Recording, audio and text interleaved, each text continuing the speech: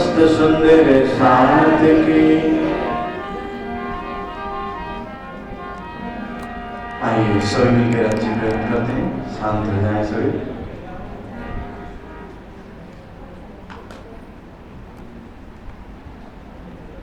वंशी विभूषित करा नवनीर दावा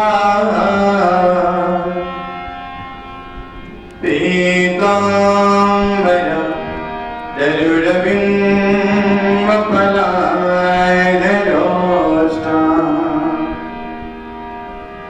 पूर्णेन्दु सुंदर मुखा अरविंद नेत्रा कृष्णात् परं किमपि त्वमहं न जाने। ब्रजे प्रसीदं नवनीतचौरं गोपाङ्गनानां छदकोरचौरम्। अनेक जन्मा जित पापचारं चौराग्रगण्यं सततं नमामि। चिदादित्यं किशोरांगं परिधाम्य विराजितं सर्वं सच्चिदानन्दं निर्विकारं सनातनम्।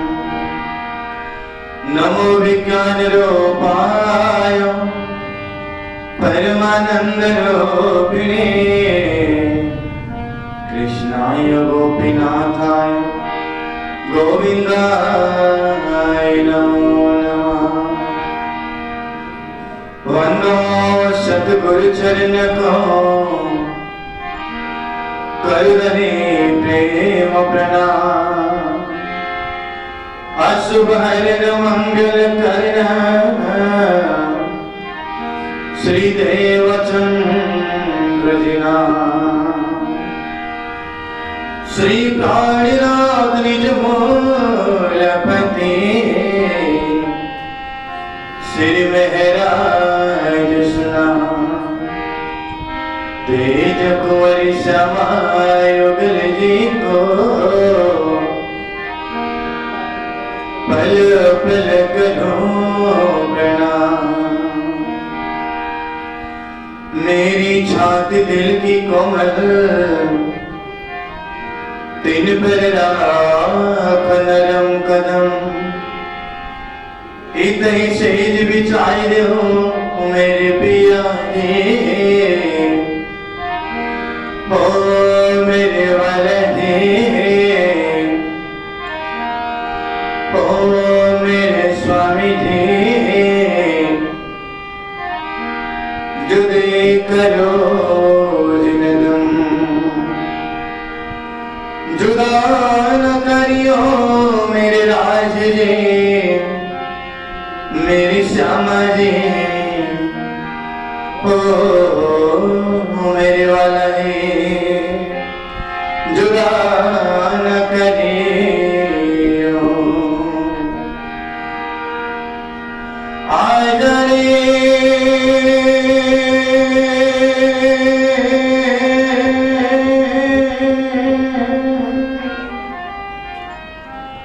आजा रे मेरे हृदय में बस जा। झनकृत कर दे मेरे मन के वीरा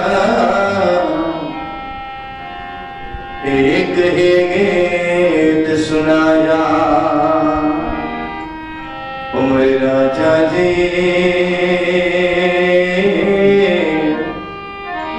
मेरे हृदय में बस जा। ओ मेरे प्रेम नगर के राजा आजा रे आजा रे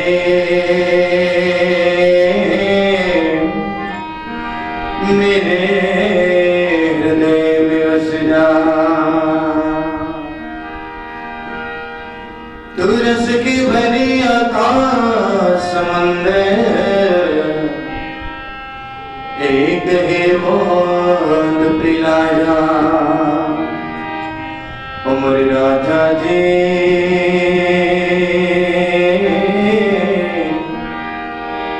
मेरे हृदय में बस जा। ना जा रे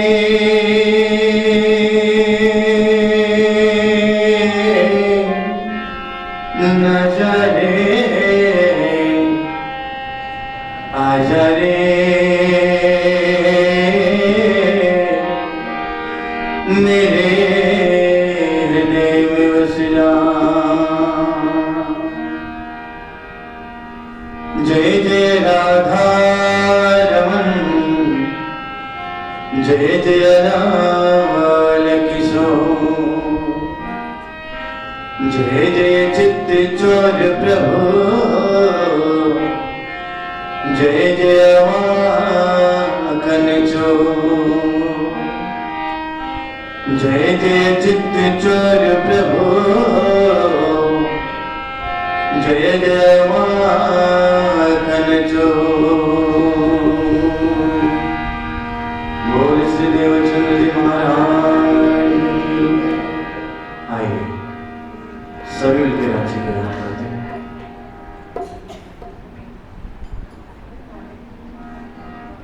वंदना हो वंदना श्री राज समाज की, वंदना वंदना।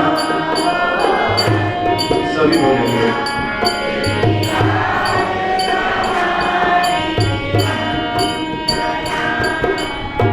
वंदना हो वंदना श्री राज समाज की, वंदना वंदना। आवाज नहीं आ रही।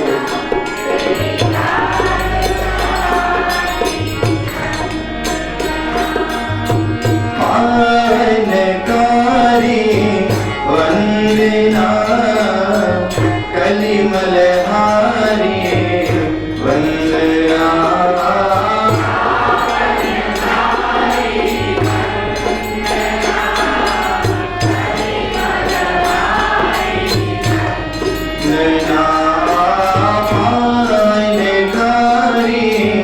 वंदना कलिमल हारी, वंदना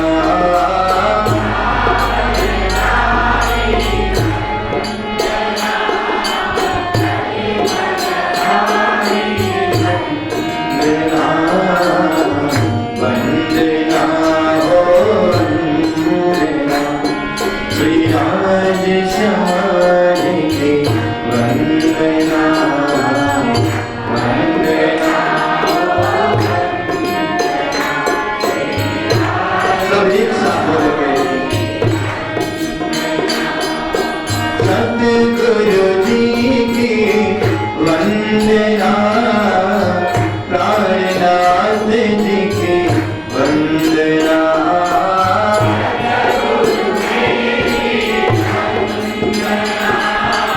प्राणनाथ जी वंदना, वायुराज की वंदना, श्री छत्रसाल जी की वंदना, वायुराज की वंदना,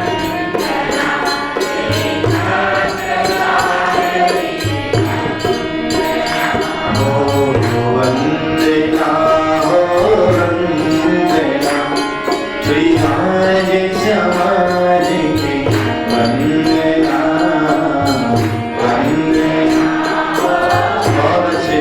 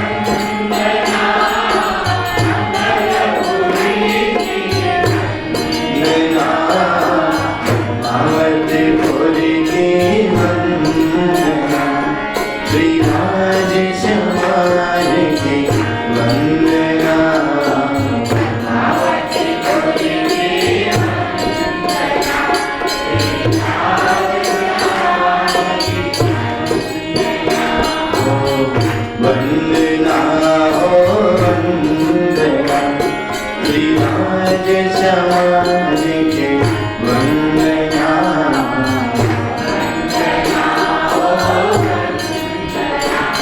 आवाज नहीं आ रही हृदय कमल से वंदना पावन से वंदना हृदय से आवाज आनी चाहिए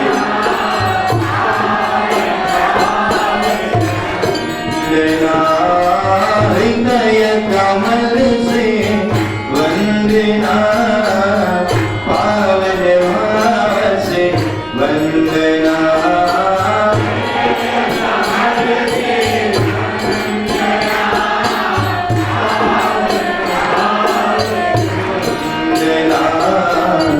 तन मन धन से वंदना श्री राज समाज की वंदना तन मन मीठी मीठी ताली बजाते हुए और वंदना वंदना हो वंदना श्री राज समाज की वंदना वंदना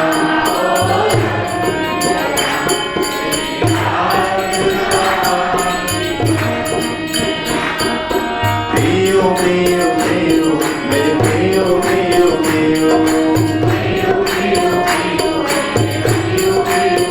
राज राज राज श्री राज राज राज सब हृदय से बोलेंगे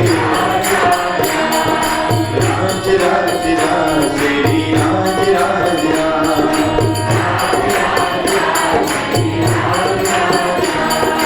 घनी घनी घनी मेरी घनी घनी घनी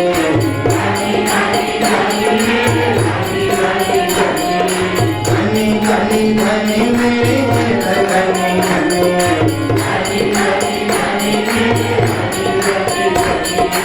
श्याम श्याम श्याम मेरी श्याम श्याम श्याम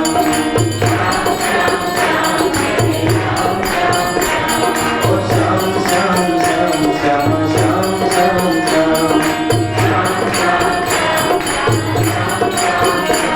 ओ राज राज राज श्री राज राज राज राज राज राज श्री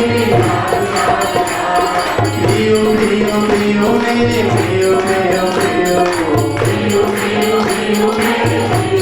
हृदय से घनी घनी घनी मेरे घनी घनी घनी ओ राज राज राज श्री राज राज राज भैरव नामे भैरव नामे भैरव नामे रंगवाल में कुंजवन में कुंजवन में ये कुंजवन में ये कुंजवन में आयवन में आयवन में मधुवन में महावन में महावन में निधिवन में निधिवन में अनारवन में जामुवन में नारंगीवन में बेलवन में बेलवन में लेगोईवन में अमृतवन में साधघाट में घाट में करोकली में ज्ञान चौका चांदनी चौक में हरे वृक्ष में ज्ञान वृक्ष में फूलबाग में पहली गाँव में दूसरी गाँव में तीसरी गाँव में चौथी गाँव में पांचवी गाँव में छठी गाँव में सातवीं गाँव में आठवीं गाँव में नौवीं गाँव में 10वीं गाँव में आकाशी में प्रेम से बोले भाव से बोले हृदय से बोले आवाज न आई जोर से बोले हम भी बोले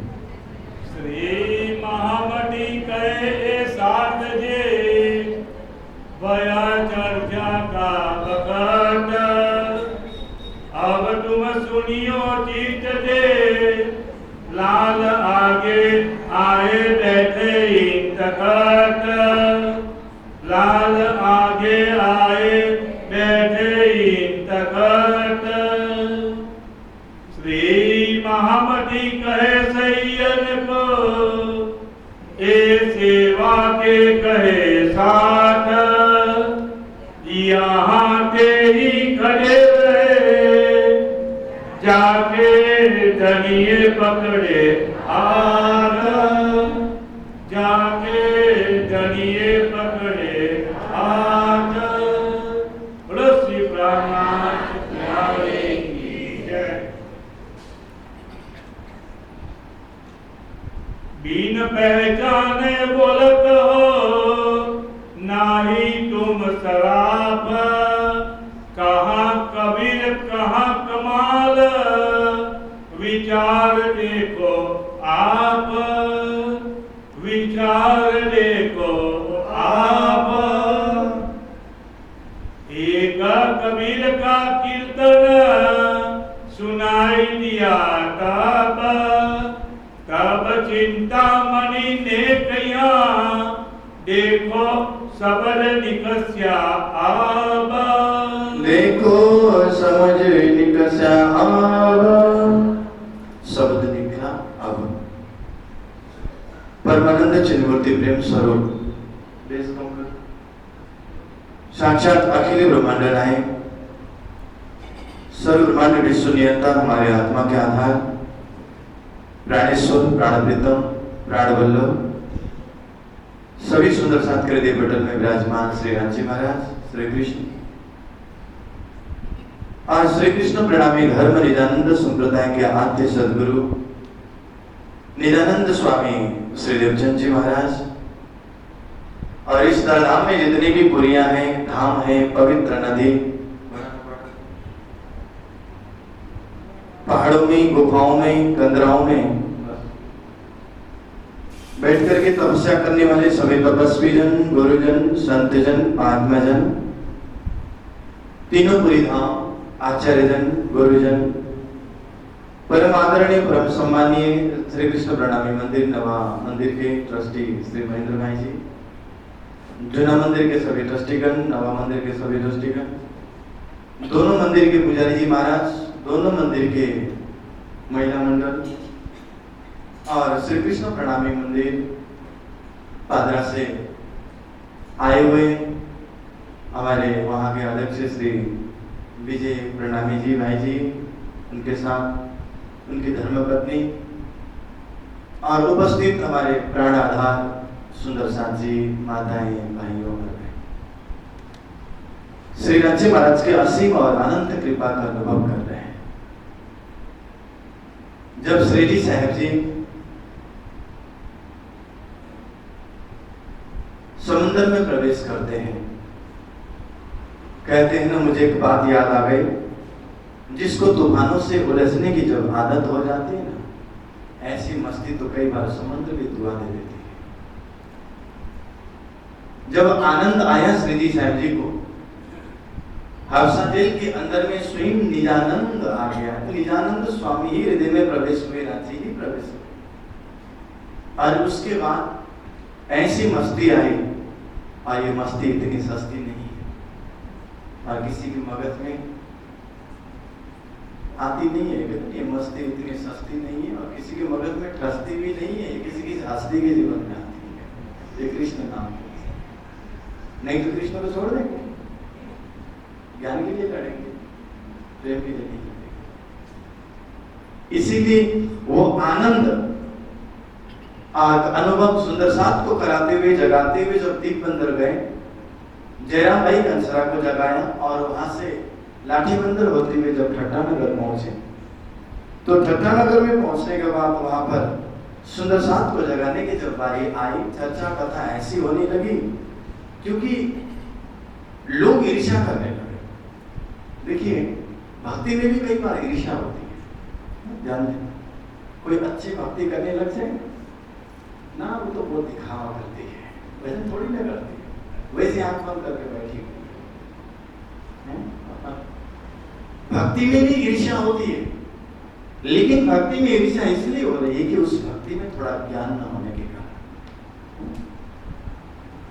नित्यानंद स्वामी श्री देवचंद जी महाराज जब कथा श्रवण करने जाते थे तो चौधरी भी तो गांव के शहर के जो बड़े धनवान सेठ थे और वो उनके नुक्स निकालते थे, कथा तो वो भी सुनते थे, कमी निकालते। भक्ति में ज्ञान न होने के कारण कई बार कमी कमजोरियां दिखाई देती है। हमारे गुरुजी महाराज कहा करते थे,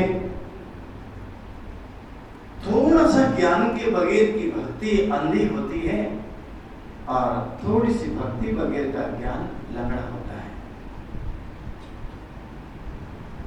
एक माँ जब उड़ीसा में अपने बच्चे के गला काट देती है, पुलिस वालों ने आके पकड़ा और कहा ऐसा क्यों किया? मुझे रात के समय में काली माँ ने दर्शन दे करके कहा था कल सुबह अपनी बेटी को काटोगे तो मैं साक्षात दर्शन दूंगी। तो हुआ दर्शन? नहीं। तो इसका मतलब क्या उस माँ के दिल में परमात्मा के लिए, देवी के लिए भक्ति है कि नहीं? नहीं, ये नहीं कह सकते हैं, लेकिन उस भक्ति में आंख नहीं है। बिना आंख की भक्ति कई बार हम किधर जा रहे होते पता नहीं होता। जैसे उदाहरण के लिए, चलो ये तो बहुत दूर की बात है, हम नजदीक थोड़ा पास में आकर के देखें, जब थोड़ा ज्ञान नहीं होता तो हम चमर के लिए कितनी लड़ाई करते हैं? यहाँ बलसाड़ी बात नहीं कर रहा हूँ, यहाँ वाले तो बहुत अच्छे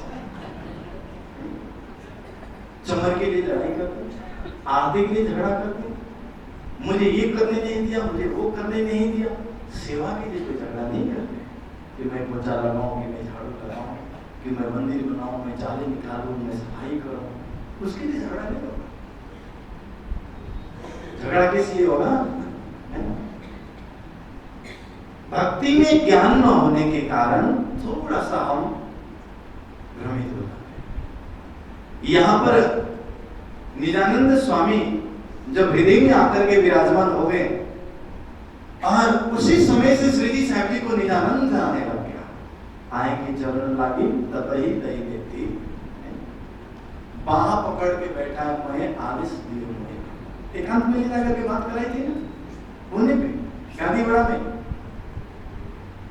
और इसीलिए जब भक्ति में ईर्ष्या होने लगा, ठाकुरनगर में जब पहुंचे तो चर्चा खूब होने लगी।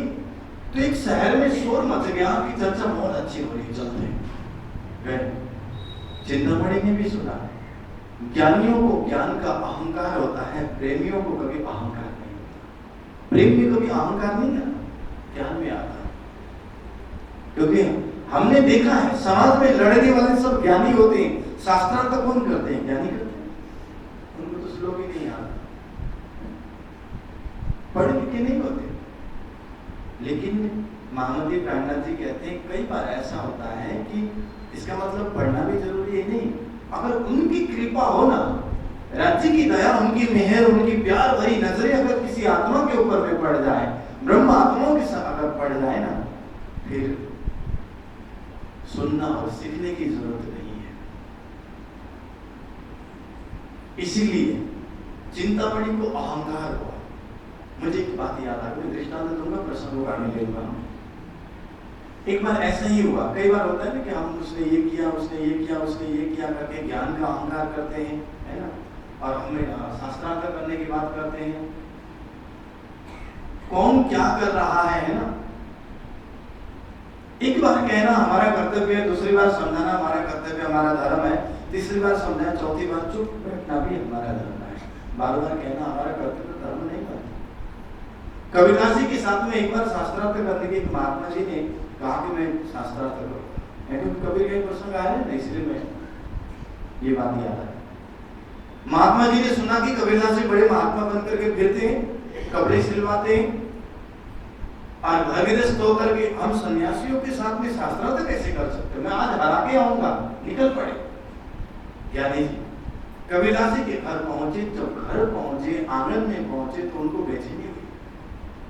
कबीरदास जी घर पे नहीं थे, बाजार गए हुए थे। कबीरदास जी की धर्मपत्नी लोई माता, माता का नाम लोई माता घर में थी और अलग निरंजन करके बुलाया, माता निकली। उन्होंने कहा कहाँ कबीरदास जी? कहते अभी बाजार गए हुए हैं, मैं फलाना फलाना पंडित हूँ, शास्त्रार्थ करने के लिए आया हूँ कबीरदास जी के साथ। तो प्रेम माता ने कहा एक काम करिए, आसन लेकर के रखा, आप बैठिए विराजिए, थोड़ा घर में आए हुए संत को, राजा को, वैद्य को कभी भी खाली हाथ घर से वापस नहीं भेजना। समझ में? राजा कहेंगे तो आजकल को नेता है ना, आजकल के नेता ही राजा है, क्योंकि राजा जो एक बार बोल देता है ना, वो चाहे गलत भी हो उसको सही करने की कोशिश करेंगे, चाहे जनता कुछ भी हो जाए। वैद्य को और संतों को कभी खाली हाथ घर से भेजना नहीं चाहिए, और मंदिर जाते वक्त कभी खाली हाथ नहीं जाना चाहिए। कुछ नहीं तो फूल के पत्ते भी लेकर के जाना चाहिए, कुछ प्रसाद लेकर के, कुछ हमें जाना चाहिए। आइए आप जल भेजिए, बैठिए। कभी ज्ञानी जी ने चारों तरफ देखा, कबीरदास जी के घर के सामने एक कसाई मांस वगैरह काटता था, बकरियां काटता था, मुर्गी काटने वाली, तो बहुत लाइन लगी थी, गंदगी चारों ओर बदबू आ रही थी। नाक पकड़ के खड़े हुए और बोले ऐसे चारों तरफ बदबू गंदगी, यहाँ बैठ करके मैं पानी पीऊं? और अपने आप को विद्वान समझते, बुलाओ कबीरदास जी को।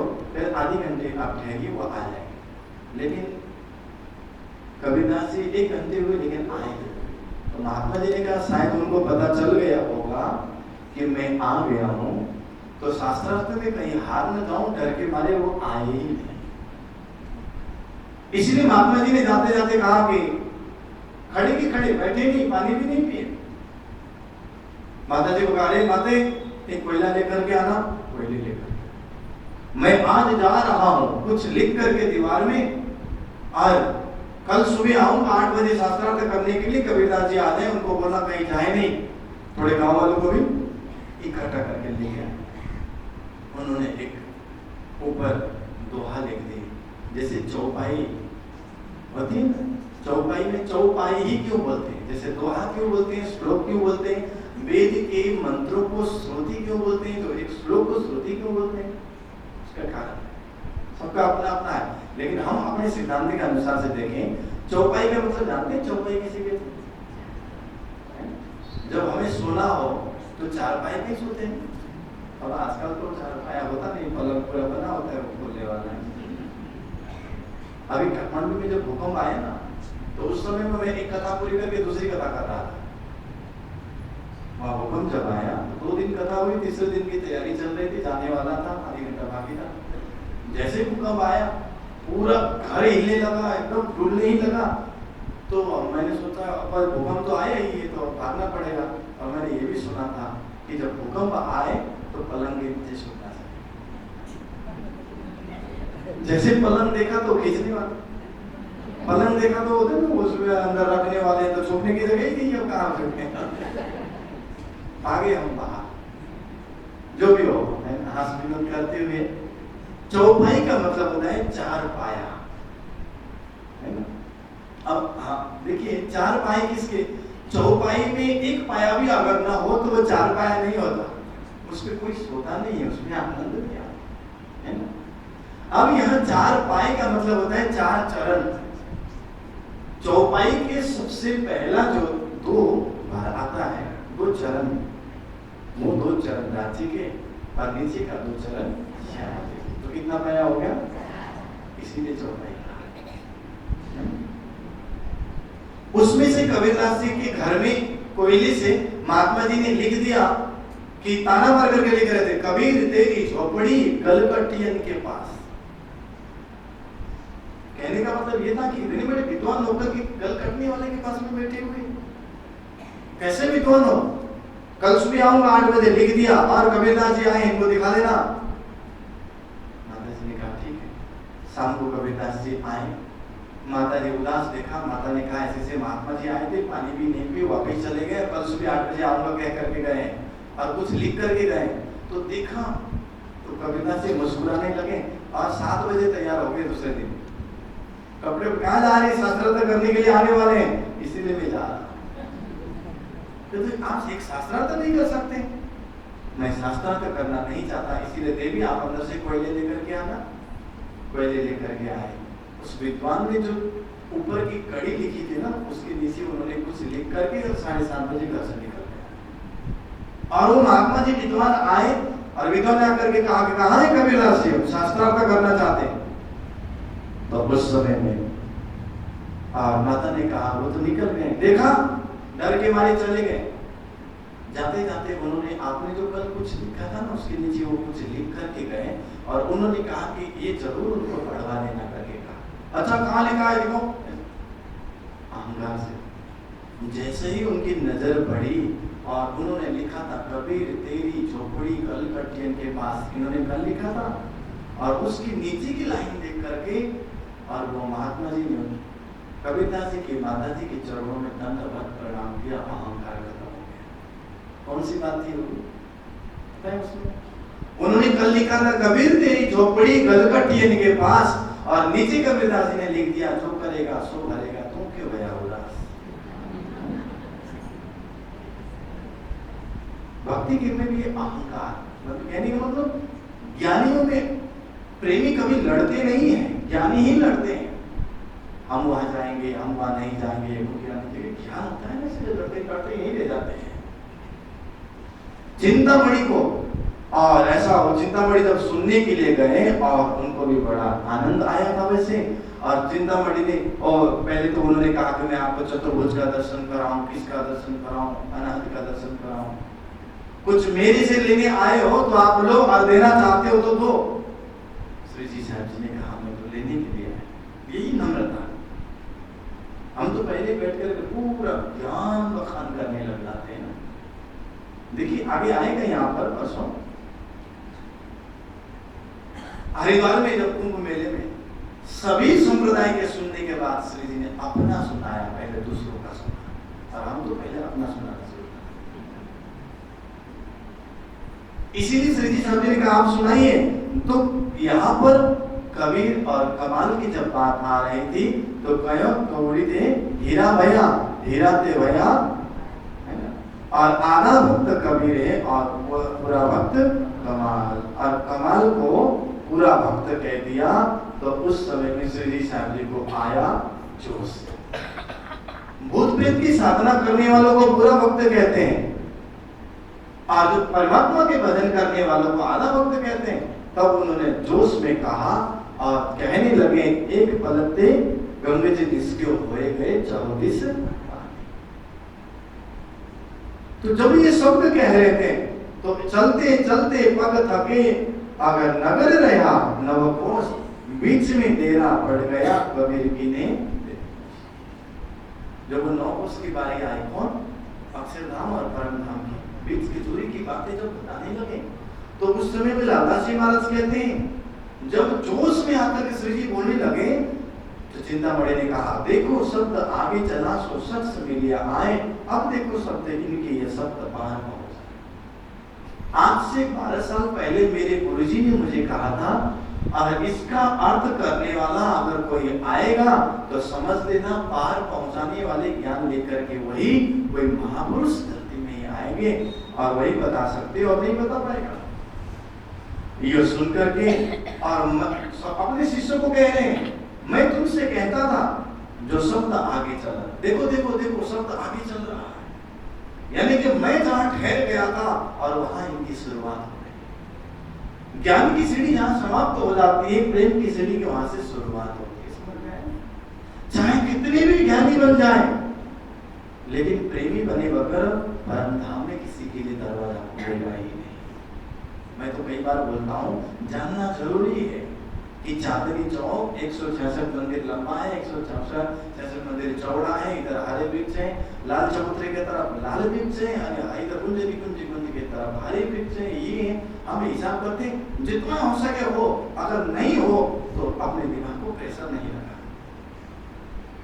हम ज्ञान के रास्ते से जा नहीं सकते तो प्रेम के रास्ते से जा सकते हैं, नहीं तो अगर कुछ नहीं, अगर याद नहीं होता बुढ़ापे में कैसे याद होता है ना, जब उम्र ढल जाते तो याद नहीं रहता।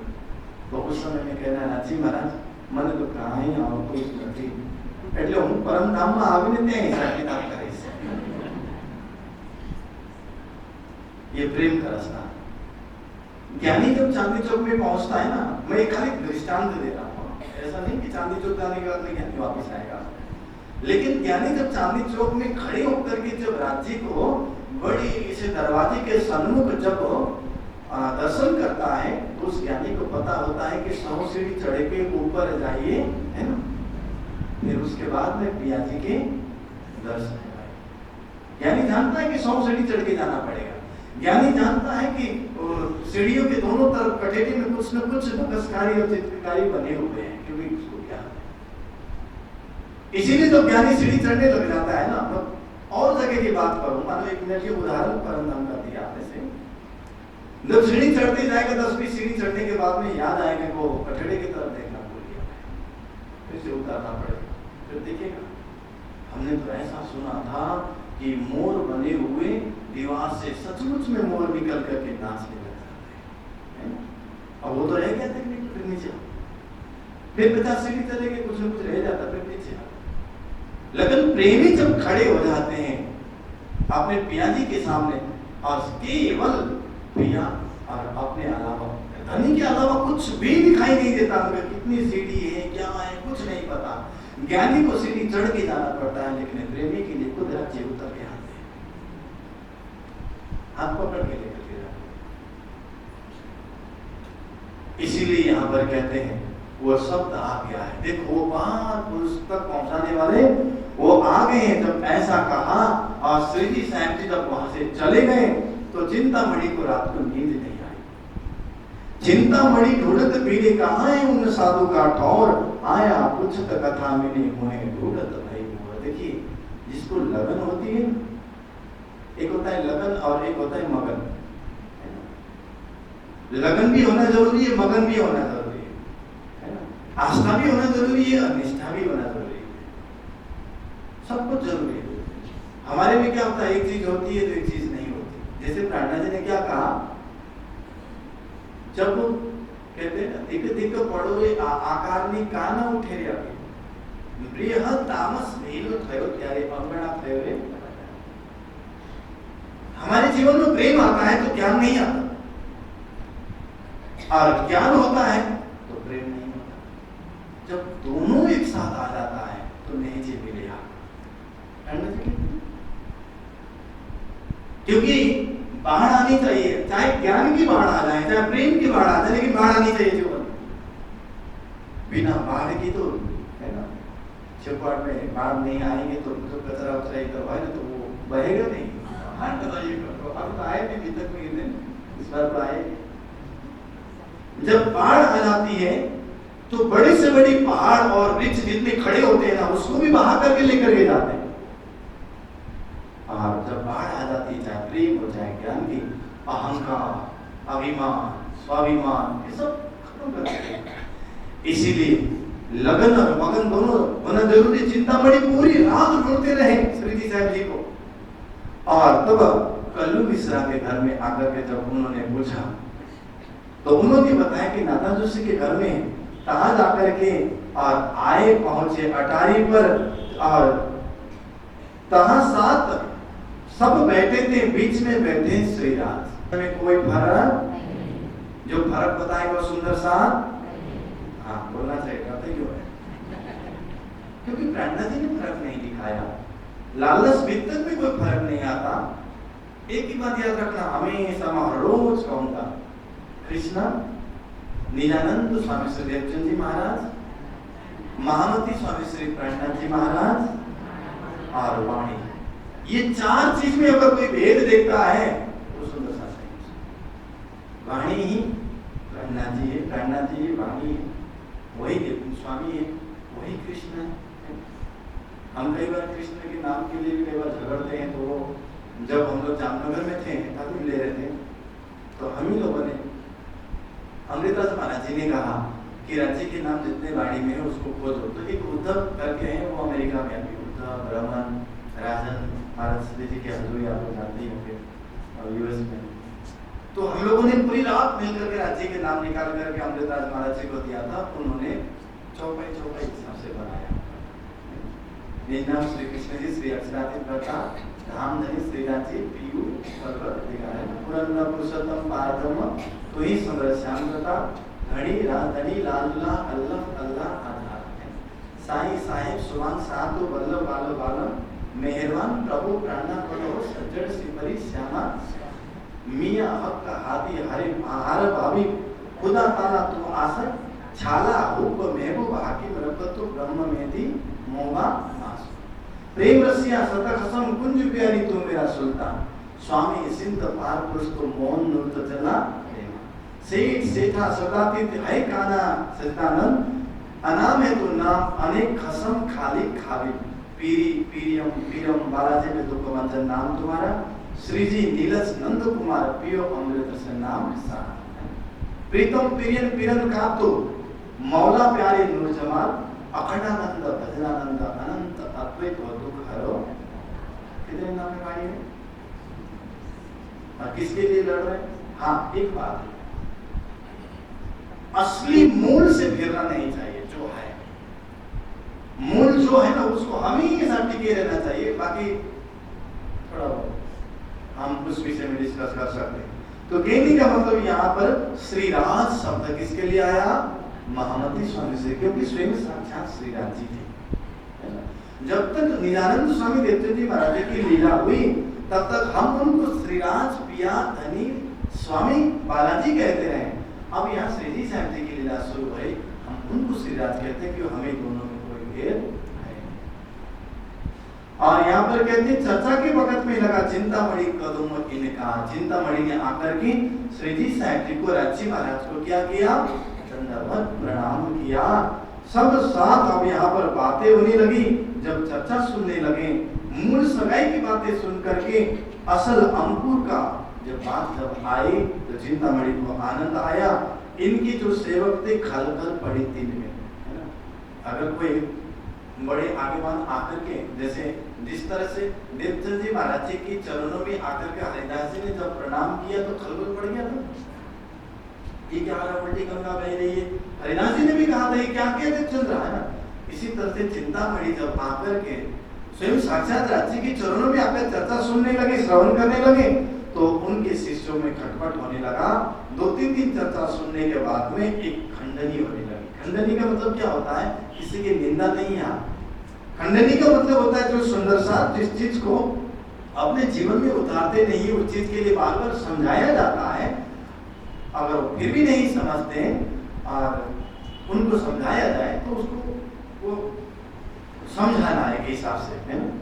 तो देखत साथ सब चिंतामणि को चिंतामणि छानी कया सर्व चिंतामणि ने धीरे से आकर के कहा, इस तरह से आप खंडनी कर रहे हैं तो मुझे तो ऐसा लग रहा है कि मुझे ही कह रहे हैं, मुझे बड़ी शर्म आ रही है, इसीलिए ऐसी बातें मत किया करिए। अगर मेरे लिए कुछ कहना हो तो मुझे अकेले में बिठा करके कुछ कहना है ना। कितने लोग बोलते हैं ना, कथा में बोलते हैं तो ऐसा लगता है कि हमें ही कह रहे हैं ना। कथा तो वैसे आप सबके लिए है। एकांत में मुझसे कहो जानो तैसे खंडनी पर, मेरे सेवक में शर्म राखो जानना। मुझे मेरे सेवक के सामने कुछ कहना शर्म आएगी। तब राजे इन सुकया तुम्हारे क्यों न राखे शर्म। जी महाराज ने कहा कोई बात नहीं, आपकी हम लाज रखते हैं, हम इस तरह से नहीं कहेंगे। तो जब ये बात कही तो पर्दा ओढ़ दे करके मैं मरम की बातें बताऊंगा, ऐसे करके कहा। और कहने के बाद अब रात्रिकालीन समय में अब श्री जी साहब जी ने सोचा कि अहंकार को तोड़ने के लिए कुछ तो कुछ करना ही पड़ेगा। तो श्री जी साहब जी ने एक कीर्तन का निर्माण किया। हम सब जानते हैं उस कीर्तन के विषय में कि सुनो रे सत के बंजारे एक बात कहूं समझा। इस प्रकरण को हम सभी जानते हैं। सुनो रे सत के बंजारे एक बात कहूं समझाई, या अंत बाजी रची माया की तामे सब कोई रहा। तीसरे दिन भजन गाया था, देखें सजा दो बाग तिलसम का मेरी रूह ने आना है, मेरी रूह ने आना है। मैंने वो भजन पूरा नहीं गाया, मैं थोड़ा आज सुनाऊंगा कि वो तिलसम के मेरी रूह का आना है। तो कैसे तिलसम की माया में भूलने वाली बात यहाँ पर यही हो रही है ना। सुन, सब उलझ रहे हैं कि जावते सब की ऐसी हो, किसानों हर गुमानों में जाल माया का ऐसा हो कि चक्कर में उलझ जाए, निकलने की भी सुधि न हो, ऐसा परपन रचाना है, मेरी रूह ने आना है। रांची महाराज अफसर ब्रह्मो को कह रहे हैं ऐसे माया का खेल बनाना और क्या करना, मेरी वाणी से अनभिज्ञ हो, पूछा छूटी में खो जाए, दिखाना कष्ट सब बारी, मगर तन से न छू जाए। है आप किसी को वाणी का ख्याल? आग पानी पत्थर के पीछे हम लगे हुए हैं, है ना? इसका मतलब देखिए, मैं शुरू से कह रहा हूं, इसका मतलब ये नहीं कि हम किसी देवताओं का निंदा करें। कृष्ण प्रणामी धर्म निजानंद संप्रदाय में हमारे सदगुरुओं ने, हमारे पूर्वजों ने, हमारे संतों ने सिखाया है, सबको प्रणाम करो, सबके नमन करो, लेकिन दिल में एक करो। अगर हम कोई कहते हैं, हम चर्चा करने के लिए कहेंगे कि या वाणी में भी प्रणता जी ने कहा, हिंदू और मुसलमान, कोई हिंदू कहता है, कोई मुसलमान कहता है, लेकिन हिंदू और मुसलमान से ऊपर उठना जरूरी है ना? लेकिन कब? पहले नंबर पे तो हम हिंदू ही है ना। कई लोग कहते हैं हमें इनसे ऊपर उठना चाहिए। ऊपर उठने के लिए मीराबाई की तरह दशा होनी चाहिए पहले। हम उस दशा में पहुंचे नहीं है। अगर हम हिंदू हैं, अगर हिंदू हैं तो प्रणामी है, हिंदू है तो वैष्णव है, हिंदू है तो स्वामी नारायण है, हिंदू है तो अन्य संप्रदाय है, हिंदू नहीं तो कुछ नहीं, प्रणामी नहीं। इसीलिए तो महामती स्वामी श्री प्रेरणा जी ने क्या कहा था, राजा ने बोलोरे राय तोड़ो धर्म जाता कोई तोड़ो, जागो रे जोधारे उठ खड़े रहो, नींद निगोड़ी छोड़ो जी, क्षत्रियों के हाथ से तलवार छोड़ रहा है क्षत्रिय होकर के, जागते क्यों नहीं? धर्म जाता कोई दौड़ो जी। और सबसे उत्तम जान करके हिंदुस्तान की भाषा में, हिंदी भाषा में, और सबको एक करने के लिए प्रेरणा जी ने भी जोर दिया है। तामे उत्तम हिंदू, प्रेरणा जी ने कहा, या तो हमें, हाँ, मीराबाई जो कृष्ण को चाहती थी, भगवान विष्णु के अवतार कृष्ण को चाहने वाले मीराबाई इतनी पहुंची हुई थी, हम अक्षरार्थ कृष्ण को चाहने वाले, या तो हमें उनसे भी 1000 गुना ज्यादा भक्ति होनी चाहिए, तब उस समय में हिंदू मुसलमान से ऊपर उस समय। इसलिए यहाँ पर यही कहते हैं, पूजा झंडी सबका सम्मान, सबका इज्जत, लेकिन दिल में राज्य को रखना, उसी उलझन में रह जाए और उसको मैं जगाने के लिए आऊंगा करके ऐसे बोला। सुनो रे सबके बंजारे, एक बात को समझाई, और या अंगबाजी रची माया की, तामे सब वही रहा हो जाए। हम सब उलझ गए माया में फंसे हुए। और प्रातः को आए जब पढ़िया, तब चिंतामणि को भई पहचान। जब महामती स्वामी श्री प्रेरणा जी ने इस प्रसंग को लेकर के जब सुंदर साथ के सामने, और जब उसका प्रवचन करने लगे, सुंदर साथ को उपदेश देने लगे, प्रबोध देने लगे, तो चिंतामणि को लगा ये तो मुझे कह रहे हैं, मुझे कह रहे हैं, और पानी पानी हो गए, और अपने अहंकार खत्म हो गया। क्योंकि जब तक अहंकार समाप्त नहीं होता तब तक हम राज्य के नहीं होते। नहीं तो अहंकार में लड़ करके बैठ जाते हैं, ये मेरा, ये तेरा, तेरे यहाँ नहीं जाऊंगा, मेरे यहाँ मैं नहीं जाऊंगा। चलता है ना ऐसा? अब यहाँ की बात नहीं कर रहा हूँ, यहाँ ये अभिमान नहीं तो क्या है? कुछ बदलाव लाना जरूरी है। अभिमान का मतलब होता है, जो अभिमान आता है ना, तो आया तो अभिमान, फिर बाद में मानेगा तो पछताएगा, मानना होगा, अभिमान ले, नहीं तो फिर मुश्किल हो जाएगा। इसीलिए कहते हैं, अब मारो काले कुत्ते को लाठी सिर ऊपर। अब यहाँ पर लाला श्री महाराज कहते हैं, जब इस प्रकार से हुआ तो उस समय में अब मारो काले कुत्ते का मतलब क्या होता है ना? अहंकार, अभिमान, जब ईगो आ जाता है, वही वाली बात याद रखना। एक बार गोपियों के दिल में अहंकार आया था, ध्यान की समझ लो। मैं तुमने एक उदाहरण दाखिला आपको, अरे दाखिला सारी रीते समझी जाओ ना तुम्हें, तो बस थोड़ा निकले जैसे आप तो छेद नहीं, पर सदा जैसे आप थे। एक बार गोपियों ने के मन में अहंकार आया, ध्यान दीजिए, हमारा तरफ जो जो होकर छोटी,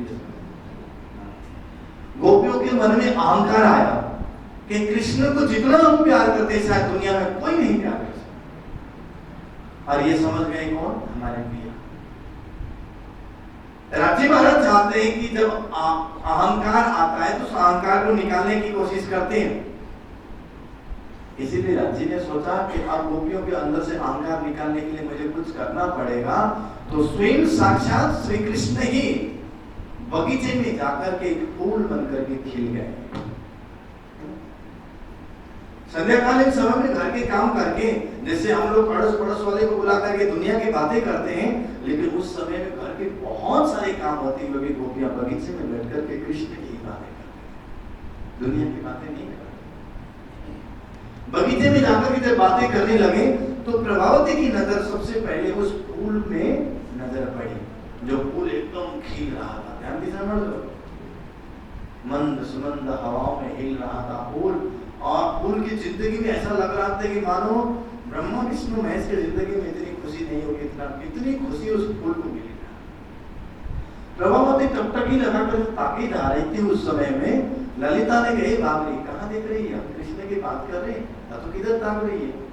प्रभावती कहते, ललिता तो एक बार देख उधर की तरफ तो कृष्ण को भूल जाएगी। अब बताइए, कृष्ण को देख करके घर का काम, दुनिया के काम सब कुछ भूल गए, अब फूल को देख करके कृष्ण को भूल जाए, ऐसा कभी हो सकता है? लेकिन गोपियों को पता नहीं था कि कृष्ण ही फूल बन करके आए। ललिता ने कहा, ऐसा हो सकता है बाबरी? अरे देख तो सही, ललिता देखी वो भी बात, मधुमती देखती वो भी बाबरी, मधुमाला देखने लगी वो भी बात, श्रीमाली देखने लगी वो भी बाबरी, सब देखते रह गए टकटकी लगा करके। सब गोपियों ने ठान लिया मन में कि एक बार जाके पूछ ही लेते हैं कि कौन सी खुशी मिली है इस फूल को, जिसको देखने के बाद हम स्वयं कृष्ण को भी भूल गए। कोई तो जरूर आनंद है इसके जीवन में। चलो चलते।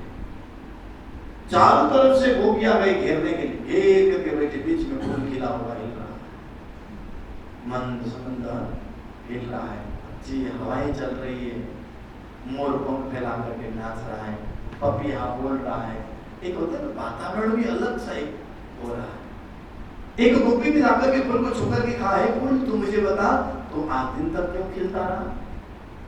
तूने तो दी सबको खुशबू, लेकिन तुझे क्या मिलता रहा? सबको खुशबू देने के बाद में भी तुझे क्या मिलता है? लोग तोड़ते हैं, लेके जाते हैं, ऐसे करते हैं, तुम्हें क्या मिला?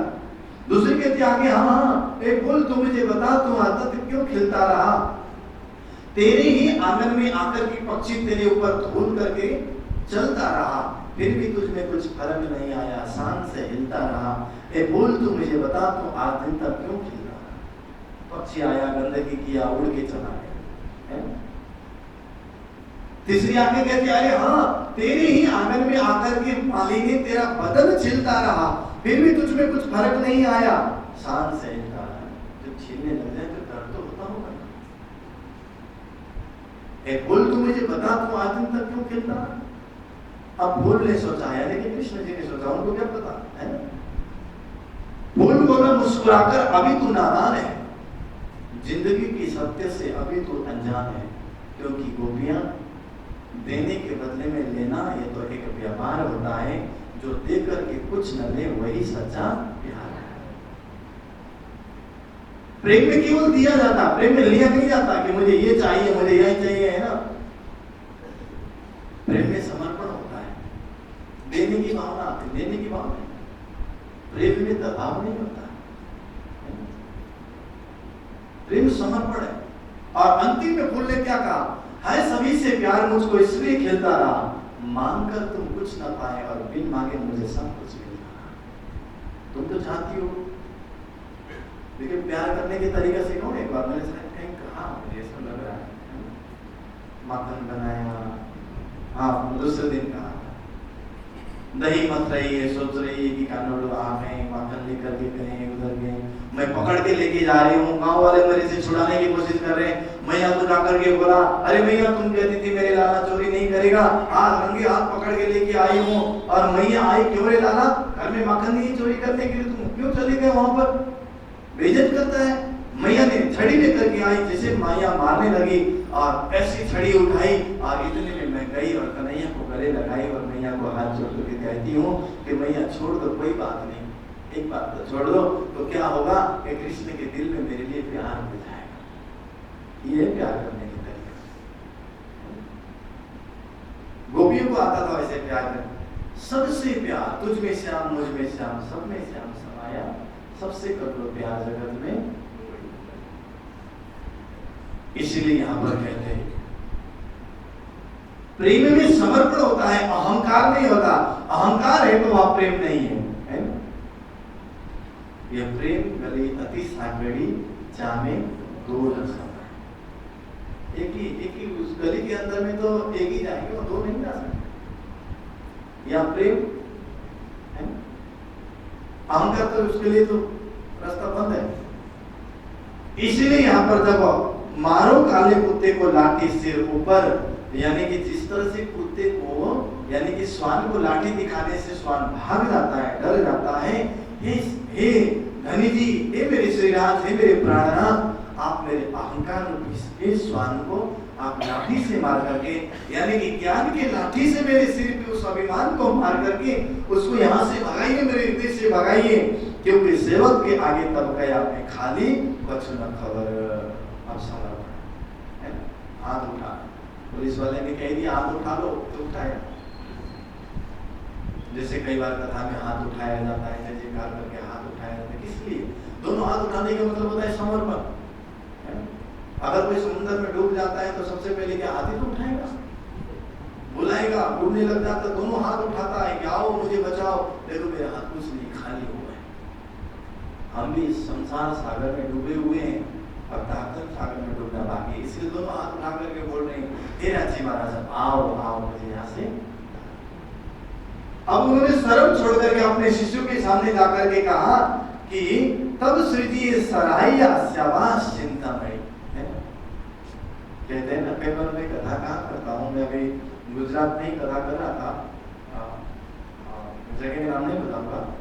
मैंने कथा में हजारों लोग आते थे कथा में, अभी भी कथा होने वाली हो तो गांव के सीधे साधे लोग होते हैं, और सौराष्ट्र की तरफ ज्यादातर क्या होता है कि वो ज्यादा मावा गुटखा खाने बहुत ज्यादा होता है, फिर भी इधर थोड़ा थोड़ा कम दिखाई दे रहा है ना। सब अलग अलग जगह पे होता है, यहाँ पर भी होंगे, वहां नहीं भी हो सकते, ऐसा भी है ना। कथा में ये कहा गया कि शेर तो वही होता है जो जंगल में दहाड़ता है, और मैं तो बकरी कर फूल देने की बात कही। महाराज मैं आश्चर्य पड़ गया कि कथा के 7वें दिन पर इतनी फूल आए जो गुटखा मावा तम्बाकू न खाने वाले न पीने वाले चीज, तो मैं उस फूल को लेकर के गया हरिद्वार में गंगा जी में बहा दिया। और कितने लोग छुप के ला करके फूल देते थे, तो कितने लोग बड़ी सभा में खड़े होकर के फूल देते थे। तो यहाँ पर चिंतामणि क्या कर रहे हैं, भरी सभा में खड़े होकर के उन्होंने दंडवत प्रणाम करके कहा, हाथ उठाया और मैं हे धाम के धनी, अब मैं आपके चरणों में आ गया हूँ, अब आप मुझे अपने शरण में लीजिए। तो कया श्री तारतम इनको और सब सेवक के समय आप यहाँ पर तारतम मंत्र सभी शिष्य के सहित, और उन्होंने तारतम मंत्र दिया। तो उन्होंने कई बातें का उदक लिया, जल लिया, और आगे कहते हैं चतुरा एक पोहर करना आवे श्रीराज की सेवा में। एक पोहकरना नाम करके ब्राह्मण दूध लेकर के सेवा के लिए दूध लेकर के आता था, दूध की सेवा करता था और चर्चा सुनता था। और चर्चा सुन करके चर्चा, लाला सिंह महाराज भी चर्चा करते थे ना, उधर भी जाकर के सुनना और इधर भी सुनना, दोनों तरफ ये होता था, है ना। तो जब दूध लेकर के रोज आते थे तो ब्रजराज का वर्णन सुनकर के नित्याने जब यहाँ से चले जाते थे, जब उधर लाला जी के सोमत में जाकर के बैठते थे, ब्रजराज की बात करते थे, तो वहां जाकर के बैठते थे, सुनते थे। लेकिन जिसके पास तारतम होगा ना, कौन सा ब्रज और कौन सा रास वो समझ पाएंगे, है ना। अगर तारतम लेकर के भी समझ नहीं पाएंगे, उसके लिए मैंने एक शब्द कहा है, क्या बोलते हैं उसको, बेचारा। क्योंकि हम उस ब्रज को नहीं मानेंगे, हम उसको रास को नहीं मानेंगे। ब्रज में भगवान विष्णु की लीला है, रास में भगवान विष्णु की लीला है।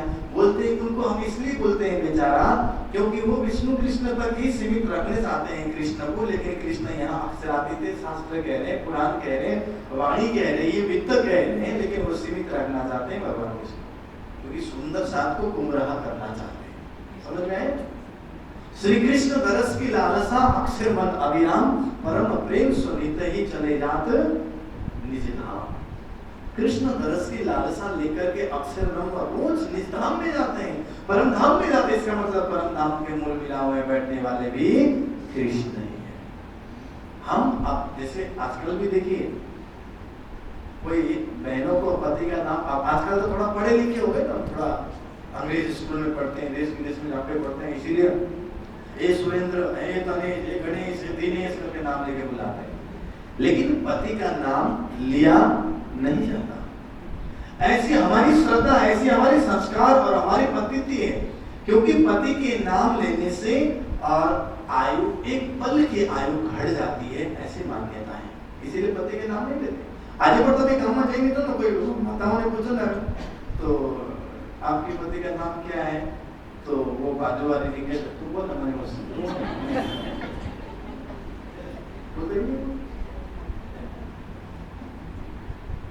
क्योंकि पति को परमेश्वर कहा है और पत्नी को धर्म पत्नी कहा है। ऐसे हमारी कितनी हिंदू संस्कृति और संस्कार हमारा बहुत अच्छा है। रहस्य को समझा करिए, क्या कारण है, खोज करिए आप विज्ञान और आध्यात्म में। मैं वही वाली बात में जब भी ये बात आता है मुझे तो बड़ी हंसी आती है। तो लोग विज्ञान को मानते हैं, आध्यात्म को नहीं मानते, तो कोई फर्क नहीं पड़ेगा। जैसे कोई कहे कि हम कृष्ण को नहीं मानेंगे, तो कृष्ण जी को क्या फर्क पड़ेगा, फर्क पड़ेगा उसी को, तो नहीं मानेंगे। विज्ञान और आध्यात्म में यही तो फर्क है। मैंने एक बार शायद पूर्व में भी कहा था कि विज्ञान कहता है हमारे पूर्वज कौन है, बंदर, हमारे पूर्वज मनुष्य कहां से, मनुष्य की उत्पत्ति का मूल कारण कहां से, बंदर से।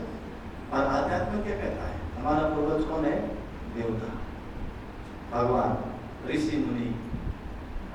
इसी से ही समझ चाहिए ना, कौन से आप जिसको जो बनना है उसके तरफ जा सकते हैं। कहने का भावार्थ यहाँ इसलिए असली ब्रज और असली राज आज भी अखंड चल रहा है, अक्षर ब्रह्म के हृदय में आज भी चल रहा है। आप देखना, जब विराट आप खोल करके देखेंगे तो विराट में भी जब केवल ब्रह्म के कारण और महाकारण में क्या आता है ना? केवल ब्रह्म के कारण और महाकारण में क्या आता, और उसका प्रतिबिंब कहां पड़ा, उसका भी प्रतिबिंब अव्याकृत में कहां पड़ा, और उसका प्रतिभास और क्षर ब्रह्मांड में नारायण के कारण और महाकारण में पड़ा, उससे तो फिर वैकुंठ में पड़ा, फिर स्वर्ग में पड़ा, फिर उसके बढ़ते बढ़ते बढ़ते ये दिल्ली के पास मथुरा वृंदावन में पड़ा। हम यहाँ की बात नहीं कर रहे, लेकिन जब तक नकल को नहीं देखेंगे तब तक असल की समझ नहीं आएगी। प्राणनाथ जी भी कहते हैं, जब आप कोई मोबाइल खरीदने के लिए मोबाइल की दुकान में चले जाते हैं, तो आपको अगर आईफोन लेना हो या कुछ भी लेना हो, कोई नई कुछ मोबाइल वगैरह लेना हो, तो आपको पहले लेकर के डब्बा वो खोल करके दिखाएगा नहीं, आपको कमी दिखाएगा, समझाएगा। वो देखने के बाद में आपको पता चलेगा कि इसके अंदर भी है, वो देखने के बाद को समझ में आएगा। नकल देखने के बाद असल की शुद्धि हो जाए। नहीं तो क्या प्राणनाथ जी ने वाणी में इतनी चर्चा की है, परम धाम का वर्णन किया, वाणी में जितना वर्णन किया, क्या परम धाम इतना ही। अब जैसे आज मुझे एक हंसी आई, मेरी जिंदगी में पहली बार ऐसा हुआ, जब मैं परम धाम के पहली भाव में दूसरी भाव में बोला था, 9वीं भाव से 10वीं भाव चला गया, मुझे अभी ध्यान ही नहीं रहा। सौरभ भाई ने ध्यान दिया, मैं तो 9 भाव से 10 भाव में पहुंच गया, पता ही नहीं चला। तो परम धाम में आई राम भगवान। एक बात, हमें वाणी की विपरीत जाना नहीं है, लेकिन क्या परम धाम में जितना प्राणनाथ जी ने कहा उतना ही होगा। प्राणनाथ जी तो कहते हैं, मैंने जो एक झलक में जो दीदार किया, दर्शन किया, एक पल में मुझे जो दर्शन हुआ उसका मैंने वर्णन किया। इसी तरह से अखंड और अखंड ब्रज और अखंड राज तो आज भी निरंतर चल रहा है। और वो वाली बात देखिए, जब ये बात समझ में आ जाती है तो किसी के मन में विरोध नहीं आता, क्योंकि अक्षर ब्रह्म के मन में राजी महाराज और परम धाम के अंदर में क्या देखने की मन में इच्छा हुई थी,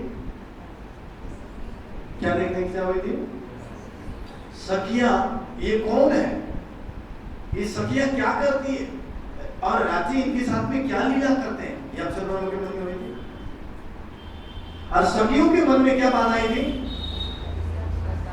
अक्षर ब्रह्म क्या करते हैं। आएगा, अब देखना, थोड़ा ध्यान से सुनना ना एकदम। ये तो मेरी गाड़ी छूट जाएगी ध्यान से मेरे तरफ। ब्रज का ब्रह्मांड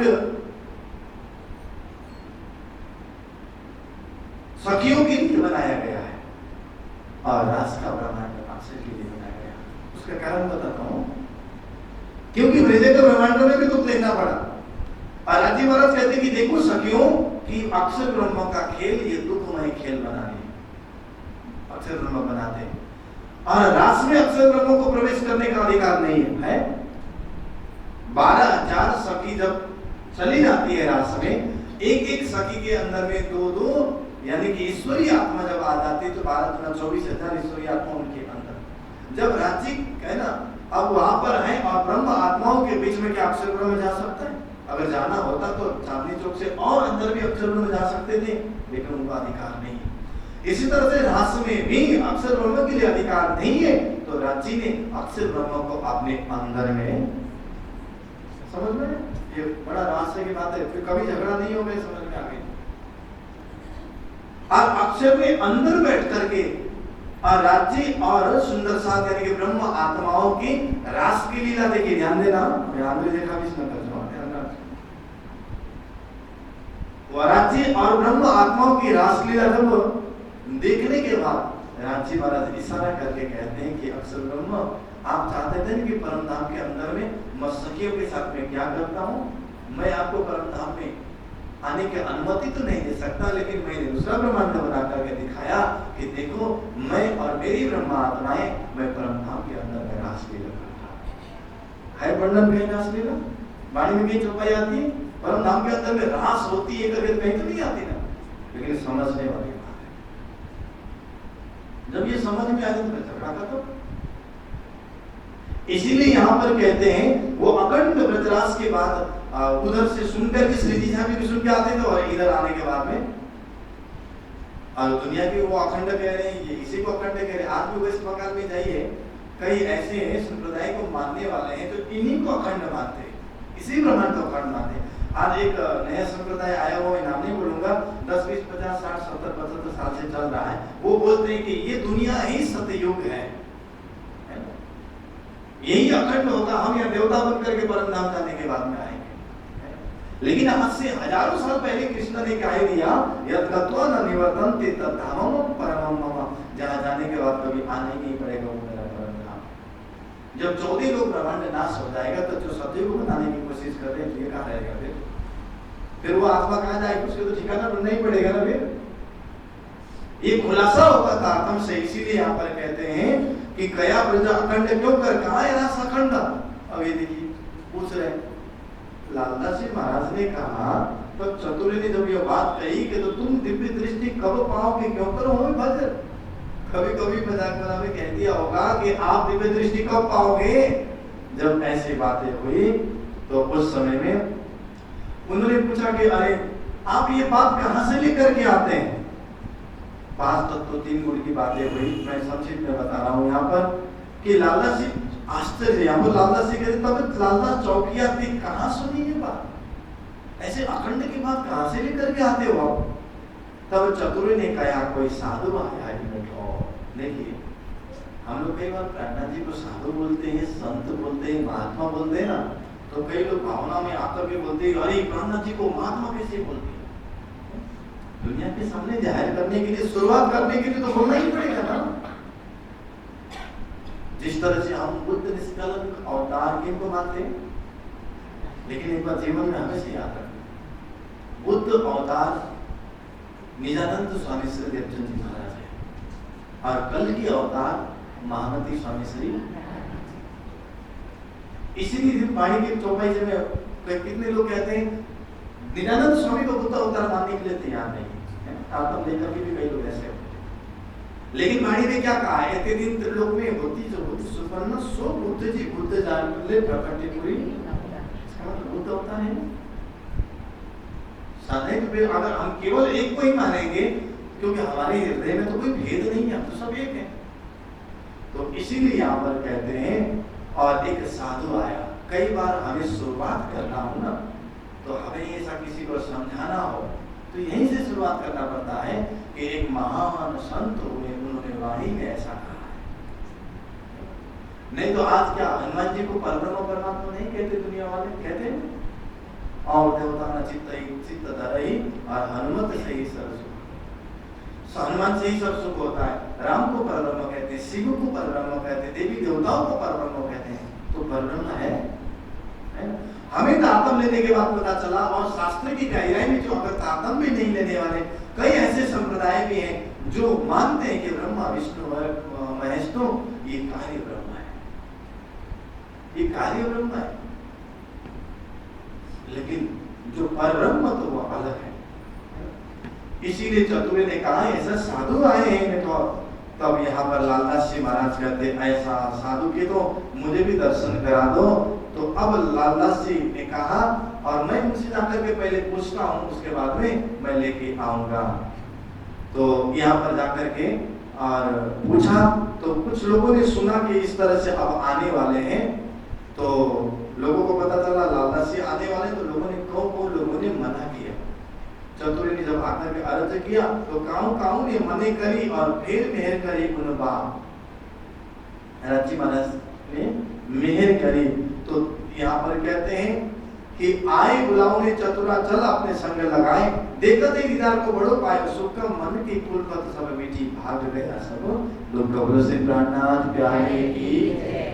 देखते ही मन की कुलपत का मतलब होता है जो गलत और गलत फहमियां जो होती है सब कुछ मिट गया और एकदम से उनके ब्रज और रास की चर्चा सुन करके आनंद आ गया। तो अब यहाँ पर उन्होंने सभी सुंदर साथ मिल करके और आनंदमग्न होने लगे। तो आइए हम सब मिल करके भी एक बार राज्य को याद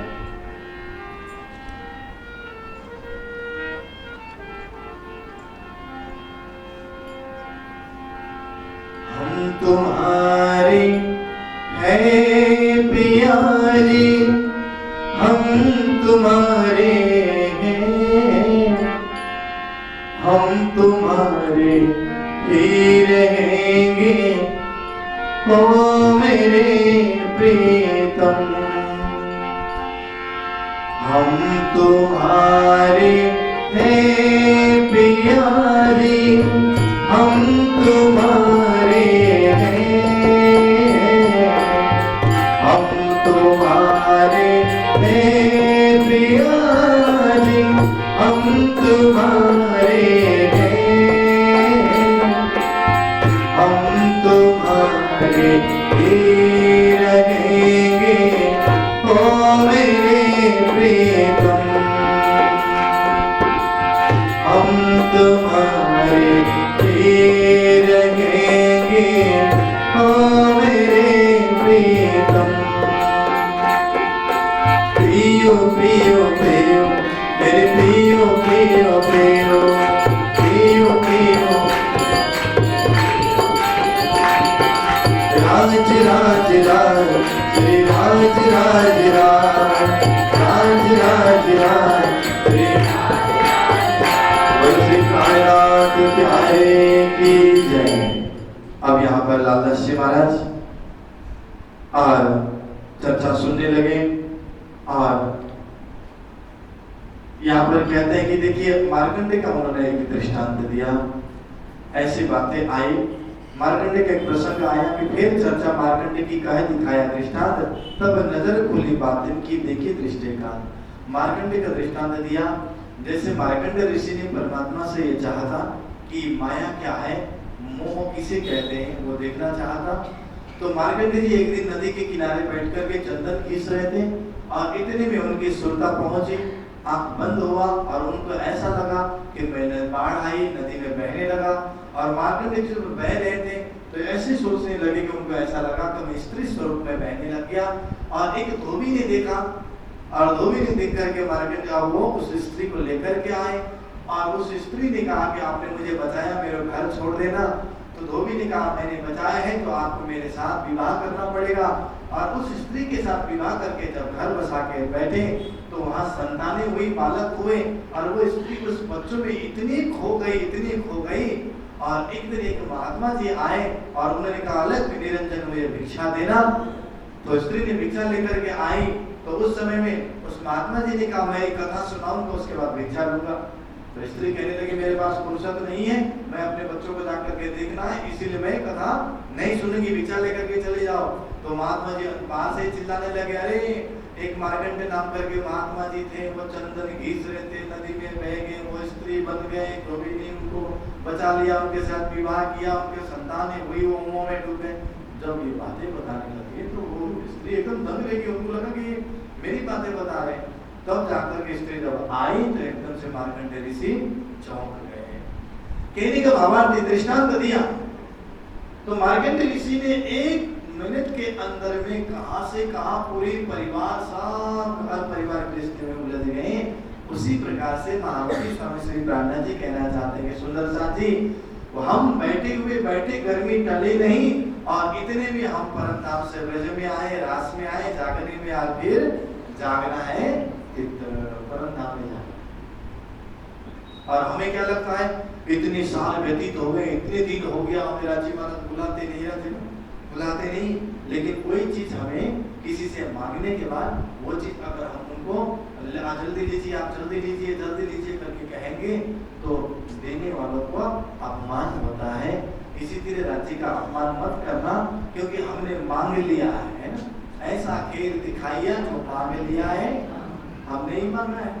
अब आकर यहाँ बोलेंगे नहीं अभी तो नहीं चाहिए, बुला लीजिए करेंगे तो फिर उनका अपमान होगा। इसीलिए जितनी दिन बैठना है उतने दिन के लिए राज्य महाराज जैसे भी रखें, हमें बस आप कहते वही वाली बात, दुख कभी जीवन में मत मांगना, और राज्य से ये प्रार्थना करना कि दुख आए तो सहने की शक्ति देना, ना आए अच्छी बात है, आ जाए तो सहने की शक्ति। दुख आते हैं, सुख आते हैं, फिर भी हम मस्त रहते हैं। तो यहाँ पर और लालस्य महाराज कहते हैं, गीता और भागवत के खोल दिए सब द्वार, आई वस्तु अखंड देखी के धने निर्धार। सब खोल दिया, अब कछु न चला कहां का रहे सिर पर टक। निंदा करने वाले, चुगली करने वाले सब हार गए। निंदक न्यारे रखिए, आंगन कुटी छवाए। वैसे निंदा करने वाला भी चाहिए, निंदा करने वाले के प्रति विरोध भाव नहीं रखना चाहिए। निंदा करने वाले नहीं होते तो जीवन में कभी आगे बढ़ नहीं पाएंगे कि फलाना सुधाकर तो ऐसा है ना। मैं इसलिए मेरे कह रहा हूँ क्योंकि आप लोगों को बोलेंगे तो दुख लगेगा है ना, मैं इसलिए मेरा कर रहा हूँ, मुझे किसी ने कुछ कहा नहीं, वो ऐसा है, उनको बुलाना नहीं चाहिए, उनको ऐसा नहीं करना चाहिए, वो ऐसे है। जो निंदा करने वाले हमें तभी हमें भी जोश आएगा, हम और सत्संग करेंगे और भजन करेंगे और आगे जाएंगे, है ना। तो इसी तरह से निंदा करने वाले के विरोध नहीं करना चाहिए, उनसे प्रार्थना करना चाहिए कि राजी महाराज उनको सद्बुद्धि दे, लेकिन शुरुआत हमारे से करें। बोले श्री सतगुरु महाराज की। और चिंतामणि के संग आया के तेक साथ, और तामे ईमान दाखिल वो भय जाके धनिये पकड़े हाथ। सुंदर साथ में दाखिल वही हो सकते हैं जिनके हाथ धनी पकड़ते हैं। नहीं तो घर में ही बैठे हम अपने बच्चों को तारतम देने के लिए भी अभी छोटे बड़े होकर के देके बोलते हैं, है ना। हम बच्चों को भी तारतम नहीं देते, हम ऐसे होते हैं। तो इसीलिए कहते हैं जिनके हाथ धनी ने पकड़ा हुआ है और वह सुंदर साथ बनते हैं और बनाने की प्रेरणा भी आती है।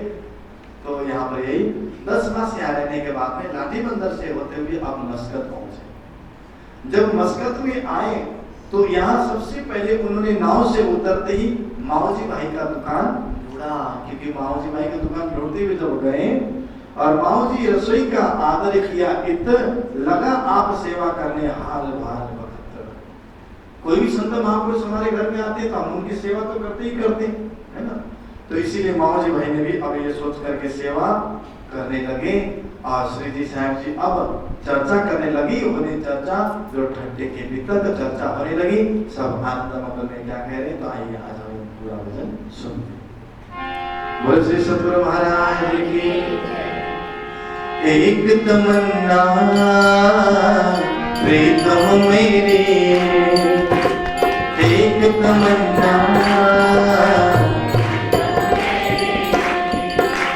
दिल में बसा लो सूरत तेरी, दिल में सभी बोलेंगे हर पल तुझी को निहारा करूं मैं,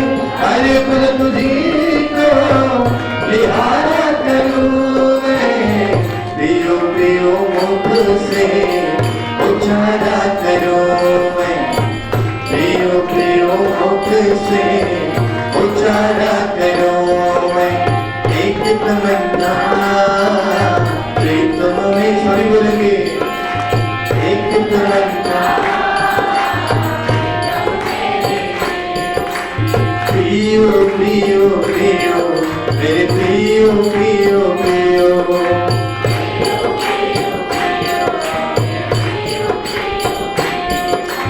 रोज सवेरे उठकर प्रीतम तुझको शीश नवाऊं मैं, रोज सवेरे, आवाज नहीं आ रही, रोज सवेरे उठकर प्रीतम तुझको शीश नवाऊं मैं, रोज सवेरे प्रेम भाव से भात भात का श्रृंगार कराऊं मैं, प्रेम भाव से भात भात का आंखों से आरती उतारा करूं मैं, हाथों से आरती उतारा करूं, हाथों से आरती उतारा करूं मैं, हाथों से आरती उतारा करूं, पियो पियो मुख से उजाला करूं मैं, पियो पियो मुख से एक तमन्ना प्रीतम मेरी, एक तमन्ना दिल में बसा लूं सूरत तेरे,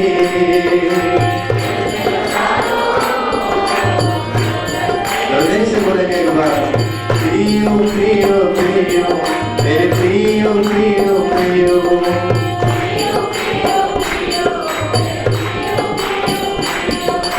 तन मन से जो सेवा करो तो सब कुछ तुझको अर्पण हो, तन मन से जो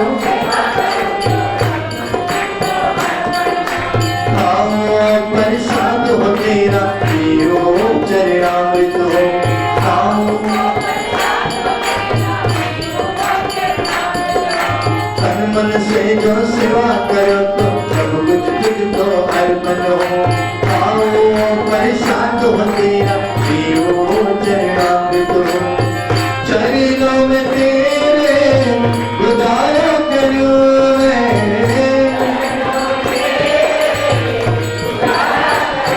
हो चरणों में तेरे गुजारा करूं मैं, चरणों में पियो पियो मुख से उजाला करूं मैं, पियो एक तमन्ना प्रीतम मेरी,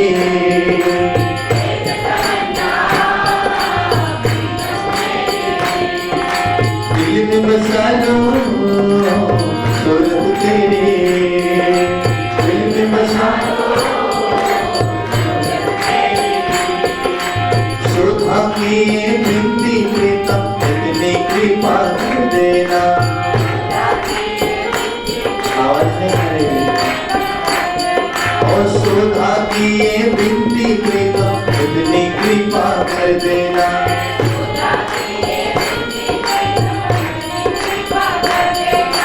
चरणों की सेवा मिल जाए उससे बढ़कर क्या लेना, चरणों की सेवा मिल जाए उससे बढ़कर क्या लेना, चरणों की सेवा मिल जाए उससे बढ़कर क्या लेना, चरणों की सेवा मिल जाए उससे बढ़कर क्या लेना, चरणों में तेरे गुजारा करूं मैं, चरणों कौन कौन चाहते हैं उनके चरणों में जाने के लिए, एक बार सीधा हाथ उठाना, और ये हाथ नीचे नहीं करेंगे जब तक भजन पूरा नहीं होगा, आधा अधूरा नहीं होना चाहिए, सीधा एकदम, और ऐसे ही पियो पियो मुख से उजाला करूं मैं, पियो पियो मुख से उजाला करूं मैं, एक तमन्ना प्रीतम मेरी,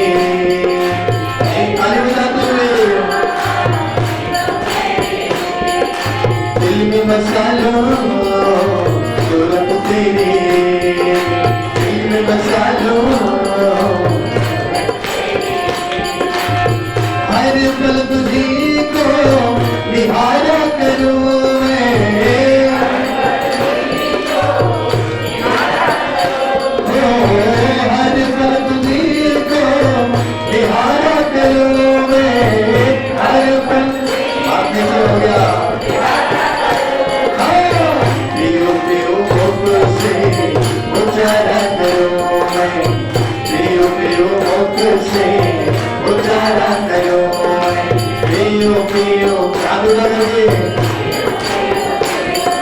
पियो पियो पियो पियो पियो पियो राज राज राज श्री राज राज राज धनी धनी धनी धनी धनी धनी कृष्ण कृष्ण कृष्ण कृष्ण कृष्ण कृष्ण राज राज राज श्री राज राज राज राज राज राज श्री राज राज राज राज राज राज श्री राज राज राज राज राज राज श्री राज राज राज बोलो श्री कृष्ण कन्हैया लाल की। मैं एक दिन चर्चा कर रहा था उधर वेस्ट बंगाल में भीतर कथा कर रहा था, तो मैंने ऐसे ही कहा कि जिसको परम धाम जाना हो वो हाथ उठाए, है ना।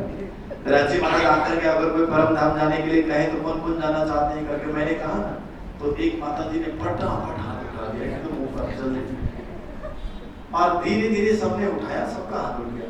जिसने पहली बार हाथ उठाया था ना उन्होंने फट से फिर हाथ नीचे खींच लिया। मैंने सोचा कि फिर उन्होंने हाथ उठाए थे। फिर मैंने माता जी को पूछा कि माता जी आपने एकदम हाथ उठा करके नीचे क्यों किया, परम धाम जाना नहीं है आपको? तो माता जी कहते थे कि जाना तो है, इसीलिए मुझे याद आई और जाना है करके मैंने फट से उठाए। लेकिन मुझे एक बात याद आ गई कि मुझे कचहरी का काम थोड़ा बाकी था, वो पूरा करके जाना ऐसा है ना। इसलिए जब भी रांची महाराज ले जाए वही कल वाले भजन बस इतनी तमन्ना है ऐसे हम तुम्हें देखा करो बस। और मस्कत बंदर में आए और मस्कत बंदर में जब आए और आकर के मस्कत में माओजी भाई के यहाँ ठहरे, चर्चा होने लगी। दिन की बातें करते बड़ा नहीं, दिन की बातें करता बड़ा जो हुआ सुख, कसाला जो बंद का भाग गया सब दुख। और कुछ अब देखिए चर्चा होने लगी और चर्चा बड़ी मीठी लगने लगी, तो माओजी भाई भी आकर के आगे आगे बैठ के सुनने लगे। जब चर्चा सुनने लगे माओजी भाई, तो यहाँ क्या हुआ कि 10-20 दिन जब चर्चा जोर शोर से होने लगा, तो एक दिन यहाँ चर्चा करने लगे तो दज्जाल लड़ाई करने लगे। दज्जाल का मतलब क्या होता है? दज्जाल का मतलब किसी को डांटने के लिए बोला, दज्जाल का मतलब होता है धर्म के आड़े में जो आता है। जैसे जिसके लिए भागवत में क्या कहा है, पिता न सस्यात्, जननी न सास्यात्, स्वजनो न सस्यात् और गुरु न सस्यात्। वो पिता पिता नहीं होते और वो माँ नहीं होती जो धर्म कार्य के लिए रोकते हैं, है ना। जो धर्म कार्य में रोकने वाले आड़े आने वाले जो होते हैं वो दज्जाल होते हैं। इसीलिए तो आया था ना, अरे मूर्खों मैं मरने का नहीं, देखोगे मेरे आकार उत मेरी आत्मा जाएगी तो वो नहीं। किसने कहा ये चौपड़? कहाँ पे कहा? कहाँ पे कहा ना? अरे राज मंदिर में। बहुत अच्छा। जब उन्होंने कहा था, अपने माता पिता को भी मूर्ख कहा था क्योंकि वो शास्त्रोक्त बात बोल रहे थे। तो अब यहाँ पर जब चर्चा होने लगी, हास विनोद हो रहा था, तो उस समय में 2-4 किरंदन की वाणी को यहाँ पर उतरी कि रे हो दुनिया बाबरी और खोवत जन्म। अब इस पे चर्चा करने लग जाएंगे तो बहुत समय लगेगा, है ना। रे हो दुनिया बाबरी, दुनिया वाले तो बाबरी है ही है, लेकिन सुंदर साध भी बाबरे होकर के और अपने जन्म को गवा रहे हैं, भूल रहे, राज्य को याद नहीं कर रहे हैं। तू भूल ना महावत संभार अपने आप। इन चर्चा में होने लगा। कहते हैं कि तू देख तेरी होत अबेरी भी बोलते हैं, अंधेरी भी बोलते हैं। टंडन जी अपने आप को कह रहे हैं, किस किस को समझाता है, अपने आप को देखो क्योंकि अंधेरा होते जा रहा है। क्योंकि ऐसे प्रकरण वगैरह यहाँ पर बहुत यहाँ पर तो बनाया उन्होंने। एक दिन चर्चा में नहीं हुई खंडनी माओजी पर, है ना। अब जैसे मुझे यहाँ पर बुलाने में सबसे पहला हाथ किसका है कहेंगे तो इनके बेटे जैनुल है ना।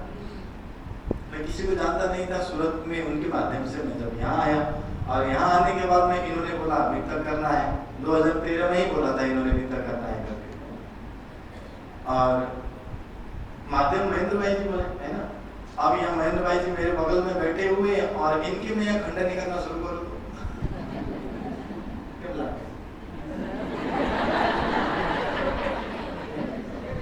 खराब लगेगा थोड़ा। अभी तो यहाँ बोल रहे हैं टाइम नहीं लगे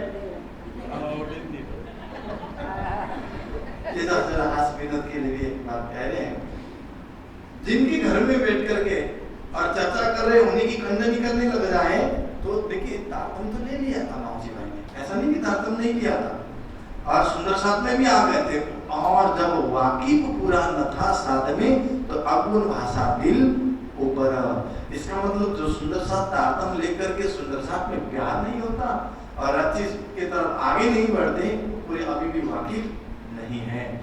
तो अगुण भाषा दिल ऊपर। अब अरे मेरे घर में बैठे मेरे ही खंडनी कर रहे हैं और इसलिए रिसाए कि आप अपने रह गया घर में चर्चा समय न आया हुआ दिलगिर राज से। और चर्चा में हम नहीं जाएंगे ना, कितने लोग चर्चा में नहीं आते, हम चर्चा में नहीं जाएंगे, कथा में नहीं जाएंगे, वो अपने अपना अभिमान लेकर के घर में बैठे रहते हैं ना। और जो बैठे रहते थे हमारे गुरुजी महाराज करते थे कि वो पूर्व में मैंने कहा था ना कि घर में सोने से अच्छा कथा में आकर के सोता, कोई पाप नहीं लगेगा, कोई गुनाह नहीं लगेगा। कई लोग डराते हैं घर या कथा में आकर के सोने वाले अजगर बन जाते हैं, ऐसा नहीं होता कि अजगर तो वो बन जाते हैं जो कथा हो रही है बगल में बैठ के घर में सो जाते हैं, है ना। उनके लिए बोल सकते हैं कड़वा अगर बोलना हो, लेकिन यहाँ आकर घर में सोने वाले को तो घर वाले जगाएंगे, यहाँ आकर के सोने वाले को तो प्राण जी जगाएंगे। उसे अच्छा चद्दर लेकर के आराम से सो जाएंगे, लेकिन यहाँ पर आ जाए, है ना।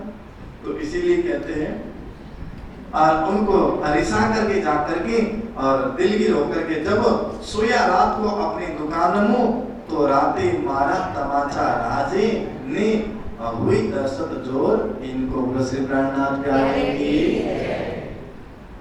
जो अभिमान करके बैठ जाता है ना, यहाँ खाली इशारा करके बता रहे हैं, समझना हमें है ना, समझना हमें। जो अभिमान करके बैठ जाता है, राज्य से दूर रह जाता है, उसको राज्य का तमाचा पड़ेगा। समझना कि मैं नहीं कह रहा, मुझे कुछ मत कहना है, चुप रहे। राती मारा तमाचा राज ने, और कौन से तमाचा लगेगा पता नहीं चलेगा। और हुई दहशत जोर इनको। जब रात को तमाचा पड़ा तो मौज में उठ करके घबराने लगे, डरे, इधर उधर देखे, तमाचा किसने मारा, इधर उधर देखा कोई है नहीं, उनको लगा कहीं। लेकिन अगर स्वप्न देख रहा हूँ ऐसा लगे तो मुझे दर्द क्यों होता है ना। सपने में तमाचा मारने खाने के बाद तो दर्द तो नहीं होता ना, और उनको गाल पे भी दर्द हो रहा। तो इसीलिए क्यों रिस्क करे इनसो क्यों न दिए तुम कान, और तुम जा फेर होते ही कर देख पहचान। उस समय में तो चलो राज्य महाराज ने जगाया, संत महापुरुष गुरुजन और संत महात्मा आकर के जब समझाते हैं तो हमें समझना चाहिए, और फिर भी हम नहीं समझते, महात्मा बैठ करके सलाह करके भी नहीं समझते हैं, तो फिर उनको तमाचा लगेगा। इसीलिए तमाचा मारा तो उनको डर लगा और गाल में बड़ी तकलीफ हो रही है। शायद फिर से ऐसे संतों की ऐसी भावना है कि लोग भावना से कहते हैं कि जब आरिसा में जाकर के देखा तो उनकी गाल पे लाल लाल छाप दिखा, उन्हें पंजों की छाप देखा तो और घबराने लगे। और स्वप्न में तमाचा मार कर एक महापुरुष ने कहा, जाओ तुम यहाँ सो रहे हो, ये कोई सोने का समय है, और वहां जाकर के पहचान करो।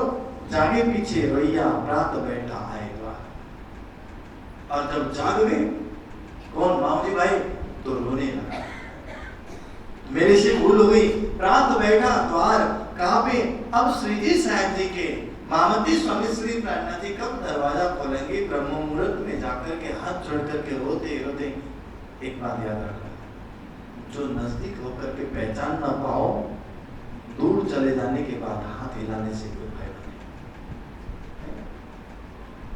इसीलिए अभी समय है तो रोइया और जगाए श्री जीव को और करने लगा मनोहार और प्रसन्न करने लगा। मनोहार का मतलब प्रसन्न कि श्री जी साहब जी प्राणनाथ जी, हे धनी मेरे धाम के दुल्हा मेरे प्राणनाथ, मुझे माफ करना, मैं आपकी चर्चा सुनने के लिए नहीं आया। मुझे रात्रिकालीन समय में एक महापुरुष ने दर्शन दे करके मुझे तमाचा मारा।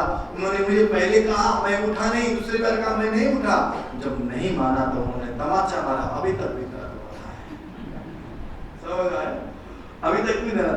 तो कद में लगा, रो करके रोए की कद में लगा, अपनी कहीं भी तक मुझे तमाचा मार के मैं फिराया हक, मुझे तमाचा मार करके, हक का मतलब होता है राज्य की तरफ लगाया, सत्य की तरफ, हक का असली अर्थ होता है सत्य, मुझे सत्य राज्य की तरफ, परमात्मा की तरफ लगाया, मैं असत्य में था। जब ये कहा तो यहाँ से चर्चा में ने भय पक्को परवीन, चर्चा सुनते सुनते बड़ा भया यकीन। इसीलिए सुंदर साथी चर्चा हमेशा सुनना चाहिए।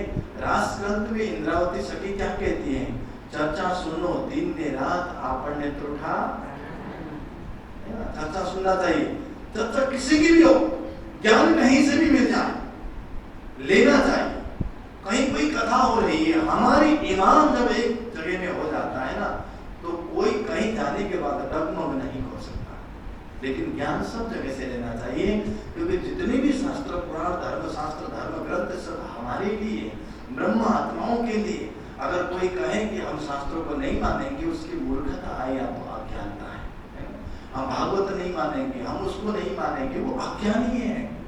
क्योंकि प्राणनाथ जी ने माना, सदगुरु जी ने माना, 14 साल सदगुरु जी ने जिन भागवत को सुना, अब आजकल तो उनसे भी पढ़ करके आगे भागवत का नाम भी सुनना नहीं चाहते। बताइए, बड़े नहीं हुए, ये सदगुरु से बड़े।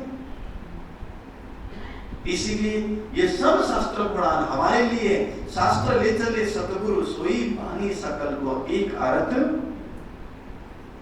नहीं तो वही चौपाई, चिंता शास्त्र में नहीं है, शास्त्र में सब कुछ, जिन जानो शास्त्र में नहीं। ऐसा मत समझना कि शास्त्र में कुछ नहीं है, शास्त्र में सब कुछ, पर जीव सृष्टि क्या पावई, जिनकी अकल है।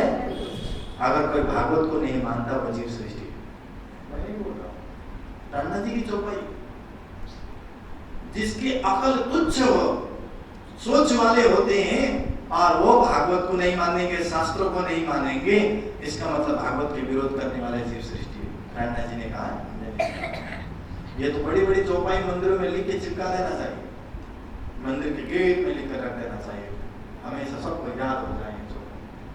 घर श्री धाम है श्री कृष्ण ये फल सार करो